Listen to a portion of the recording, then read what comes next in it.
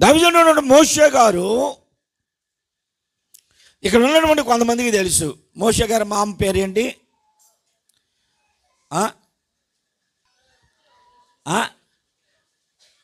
Bible గ్రంథంలో ఉన్నటువంటి దైవజనుడు మోషే గారి మామ పేరు ఇప్పుడు చెప్పారు ఎవరో ఇద్దరు.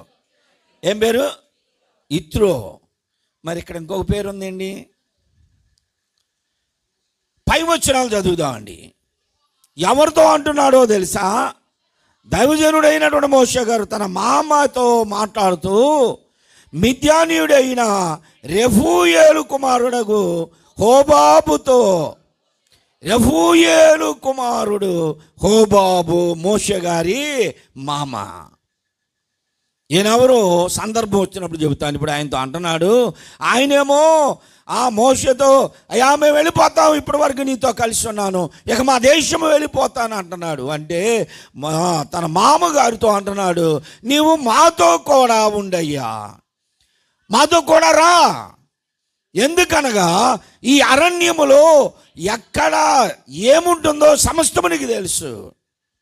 క్రూర జంతువులు ఎక్కడ ఉన్నాయో, భయంకరమైన లోయలు ఎక్కడ ఉన్నాయో, ఎత్తైన స్థలములు ఎటువైపు ఉన్నాయో, మేము ఎటు వెళ్ళవలనో నీకు మాత్రమే తెలుసు కనుక నీవు మాతో కూడా ఉండు. నీవు మాతో ఉంటే నీవు మాకు కన్నులు వలె ఉంటావు.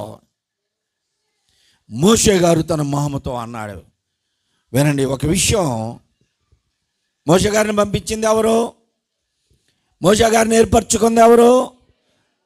దేవుడు ఏర్పరచుకొని నీకు ముందుగా నా దూత నీకు ముందుగా ఉండునని వాగ్దానం చేసి దేవుడు మోషే గారిని పంపిస్తే మోషే గారు ఇప్పుడు మనుషుల మీద ఆధారపడుతున్నాడు.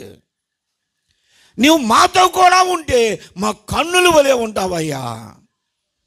సహోదరి సహోదరులారా, ఇది నా చాలామంది మనుషుల మీద ఆధారపడుతున్నారు. దేవుని మీద ఆధారపడాలి. నీవు హెచ్చించబడాలన్నా, తగ్గించబడాలన్నా, నీవు ఆశీర్వదించబడాలన్నా, నీవు శపించబడాలన్నా దేవుడు కారణం, కానీ మనుషులు కాదు.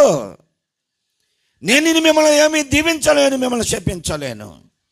అందుకే నేను ఎన్నోసార్లు చెప్తాను, ఎవరైనా నన్ను తిట్టేవాళ్ళు, ఎవరైనా నన్ను శపించేవాళ్ళు నా ముందుకు వచ్చి శపించమను, నేను వింటాను, ఏం బాధపడిన. కారణం ఏంటంటే యెహోవా శపించని ఎడల నేను మాత్రం ఏం చేసేదయ్యా అన్నాడు. ఎవరు?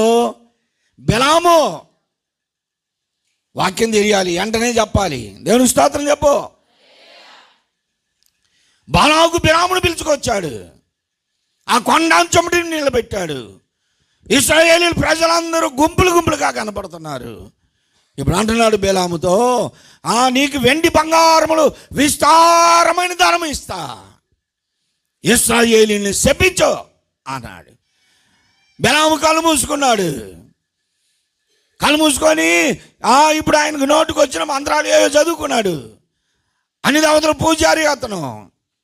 లేకపోతే దేవా అయ్యో ఇప్పుడు నీ ప్రజలు నేను శపిస్తున్నాను అన్నాడో ఏమన్నాడో తెలియదు, కానీ మొత్తానికి ఇప్పుడు ఆయన నోరు తెరిచి వారిని శపించడానికి బిగించేశాడు. ఆయన నోటులో నుండి దీవెనలు వచ్చినాయి. దేవునికి స్తోత్రం.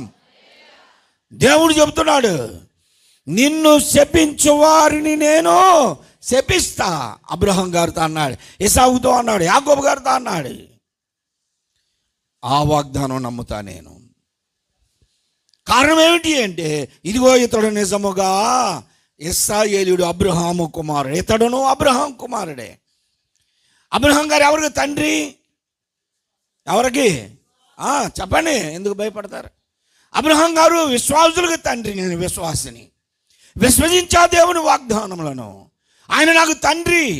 నా తండ్రికి చేసిన ప్రతి వాగ్దానము నాలో కూడా నెరవేరుస్తాడు, నాతో కూడా ఉంటాడు దేవుడు. దేవుని స్తోత్రం. నీవు విశ్వాసమైతే, నీ విశ్వాసులకు తండ్రి అయిన అబ్రహాము పిల్లలైతే ఆయన చేసిన వాగ్దానం ప్రతిదీ నీకు కూడా ప్రాప్తిస్తున్నది. దేవుడు అన్నాడు, నీవు అడుగు పెట్టు స్థలమును దీవిస్తా, నిన్నెవరు దీవిస్తారో వారిని దీవిస్తా, నిన్నెవరు శపిస్తారో వారిని శపిస్తా అన్నాడు. అంతే. ఇప్పుడు బెలాము నిలబడి ఇశ్రాయేలు ప్రజల్ని శపించడానికి పూనుకున్నాడు. వెండి బంగారములు విస్తారమైన ధనమును చూసుకొని వారిని శపించడానికి పూనుకుంటే దేవుడు ఏం చేశాడు? ఆయన నోట నుండి ఆశీర్వాదాలు వస్తున్నాయి, దీవెనలే వస్తున్నాయి. బాలాకు రాజు అంటున్నాడు, ఏమయ్యా ఇన్ని వేల రూపాయలు నీకు ఇచ్చి వారిని శపించడానికి తెస్తే నువ్వేంటి వాళ్ళని దీవిస్తున్నావంటే ఆయన అన్నాడు, యెహోవా శపించని ఎడల నేనేం చేసేవాడిని అయ్యా? యెహోవా సెలవిచ్చిన మాట కాక నా సొంత మాట ఏమి నేను చెప్పను, పో నీ డబ్బు నువ్వు తీసుకొని పో అన్నాడు. దేవుడు శపిస్తేనే శపించబడతాం. ఎవరి శాపాలకి నీవు భయపడవద్దు. కొంతమంది ఎవరన్నా నువ్వు నాశనం అయిపోను, నువ్వు అది అయిపోను, ఇదే అయిపోను, చూడండి అట్లా మమ్మల్ని చెప్పిస్తున్నారు అంటారు. ఏమీ తగలు. ఎందుకో తెలుసా? మన చుట్టూ యేసు రక్తపు కోట ఉన్నది. దేవుని స్తోత్రం. ఆయన రక్తపు కోటలో మనల్ని ఉంచాడు. యోబు గారి ఇంటి చుట్టూ కంచె వేసినట్లుగా మన చుట్టూ దేవుని కాపుదల ఉంటుంది. ఎవరు ఎన్ని శపించినా ఎన్ని కుట్రాలు చేసినా అది నీ మీదకి రాదు. ఇప్పుడు నేను అంటున్నాడు, దేవుడు పిలిచి నా దూతను నీకు ముందుగా పంపిస్తాను, వెళ్ళు మోషే అంటే ఏనంటున్నాడు మామతో, నీవు మాకు కన్నులుగా ఉండయ్యా. జాగ్రత్త, నువ్వు మనుషులను ఆధారం చేసుకొని మనుషుల మీద ఆధారపడుతున్నావేమో. నా రైట్ హ్యాండ్ అండి, నా లెఫ్ట్ హ్యాండ్ అండి అని నీవు మనుషులను అనుకుంటున్నావేమో. నీ రైట్ హ్యాండ్లు ఒక రోజున సచ్చుబడిపోతాయి, నీ లెఫ్ట్ హ్యాండ్లో సచ్చుబడిపోతాయి. నీకెవరు సహాయం చేయరు. నీవు నమ్ముకున్నా వేరే నీ మీద ఎదురు తిరగవచ్చు. కీర్తనకారుడు ఆ ప్రవచనం పలికాడు, నేను నమ్ముకున్న నావికుడే నా మీద లేచాడు, నన్ను తన్నుటకు తన మడిమనెత్తాను అంటాడు యేసు ప్రభుని గురించి ప్రవశిస్తూ. సహోదరి సహోదరులారా, మనుషుల మీద ఆధారపడవద్దు. ఏ మనుష్యుడును నమ్మదగిన వాడు కాదు. అయినా దేవుడవైనా నీవే చాలు యేసయ్యా. ఎవరు పాడండి.